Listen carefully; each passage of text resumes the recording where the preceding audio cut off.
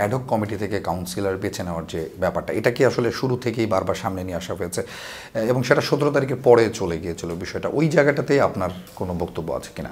ওই জায়গাটাতে আমি যদি আপনাকে কোট করি, বিসিবির কনস্টিটিউশনে স্পষ্টভাবে লেখা আছে যে জেলা ক্রিকেট সংস্থা, যেহেতু ক্রিকেট সংস্থা আমরা বাংলাদেশে হয় নাই, যদিও এটা হওয়া উচিত, এটা হলে যতটুকুই সরকারের, যে কোনো সরকারের প্রভাবের সুযোগ আছে সেটাও আর থাকবে না সামনের দিনগুলোতে।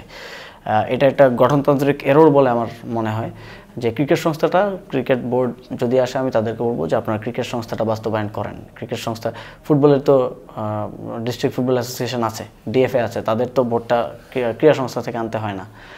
তো আমাদের ক্রিকেট সংস্থা অথবা ক্রীড়া সংস্থা হইতে ক্রিকেটার অথবা ক্রিকেট সংগঠক, ক্রীড়া সংগঠক অগ্রাধিকার ভিত্তিতে মনোনয়ন পাইবেন। এটা কি বোঝায়? এর আগের প্র্যাকটিসটা ছিল যে, যেটা আনকনস্টিটিউশনাল প্র্যাকটিস, যে এই গঠনতন্ত্র লঙ্ঘন করে কাউন্সিলর পাঠানো হতো। এবং আরেকটা যদি আমি কোট করে, আমাদের জাতীয় ক্রীড়া পরিষদের যেই নীতিমালা আছে, সেখানে কে কাউন্সিলর হতে পারবে না এই অংশে স্পষ্টভাবে আছে। যদি আপনারা সেটা খুলে দেখেন, বা যে কোনো ক্রীড়া সংগঠকরা জানার কথা, যে একটা হচ্ছে ক্লাব থেকে এমন কেউ কাউন্সিলর হতে পারবে না যে সেই ক্লাবের চলতি ক্রীড়াবর্ষ এবং পূর্ববর্তী ক্রীড়াবর্ষ এবং মোট 2 বছর ওই ক্লাবের সাংগঠনিক কাঠামোর মধ্যে নাই, এমন কেউ কাউন্সিলর হিসেবে হতে পারবে না। এখন যদি এই নিয়ম পুরোপুরি কিছুটা শিথিল না করা হয়, তাহলে 10 জনের বেশি কাউন্সিলর আসলে ক্লাব থেকে 76 জনের মধ্যে খুঁজে পাওয়া মুশকিল হবে।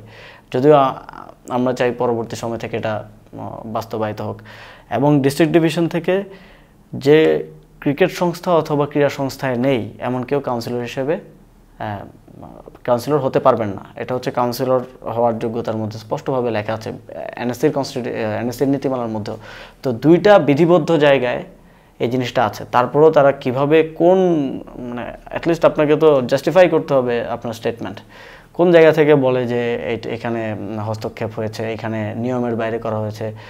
কয়েক জায়গায় আমি দেখলাম যে কয়েকজন বলে যে সংবিধান লঙ্ঘন করা হয়েছে। সংবিধানটা পড়েন ভাই, না পরে সংবিধান লঙ্ঘন করার কথা বললে তো হবে না।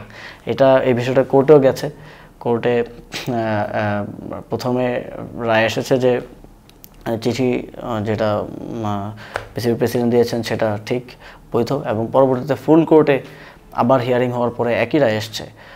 ওনারা তো কনস্টিটিউশন দেখে রায় দিয়েছেন, তাদের তো এই বিধিবদ্ধ নিয়মের বাইরে রায় দেওয়ার সুযোগ নেই।